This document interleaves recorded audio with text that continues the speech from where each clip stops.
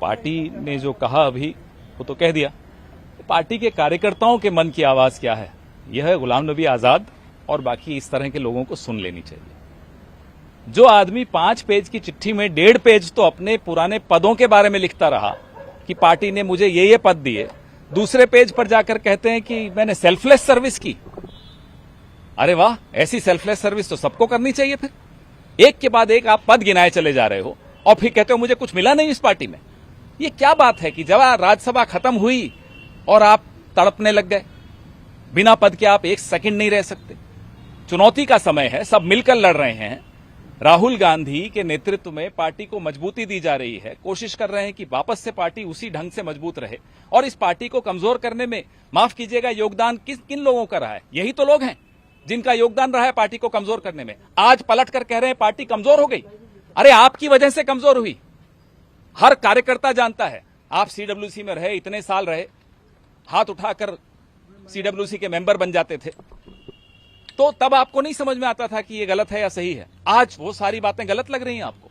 तो पार्टी का कार्यकर्ता इस धोखे को अच्छी तरह जानता है। वो जानता है कि जो व्यक्ति आज इस मौके पर धोखा देता है पार्टी को, वो उस आदमी का रिमोट कंट्रोल नरेंद्र मोदी के हाथ में है। और नरेंद्र मोदी जी और गुलाम नबी आजाद जी के प्रेम तो हमने खुद देखा, संसद में भी देखा, और वो प्रेम की परिणति आज हुई है इस पत्र में।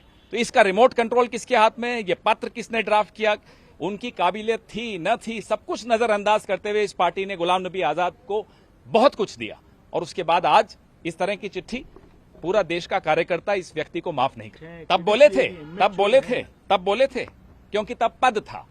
जब पद है तब बोलने की हिम्मत नहीं है। अगर आपको तब गलत लगा तो तब भी गलत लगा होगा, और अगर तब गलत लगा तब क्यों नहीं बोले, तब क्यों चुप रहे?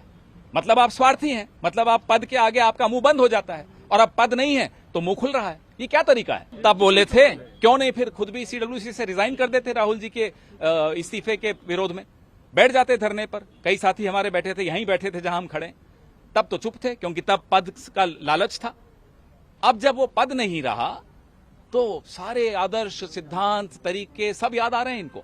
माफ कीजिएगा, आपकी वजह से आज हम लोगों को संघर्ष ज्यादा करना पड़ रहा है। आपकी वजह से आज पार्टी इस स्थिति में है। ये बात हम नहीं भूल सकते। बाकी लोगों को देता हूं, क्या कहेंगे? वो सबको समझ में आ रहा है, ये बात सबको सुनाई दे रही होगी। कार्यकर्ताओं से अगर वो मिलने की आदत है किसी भी उस नेता की, तो उसको कार्यकर्ता के मन की आवाज भी सुनाई देती होगी।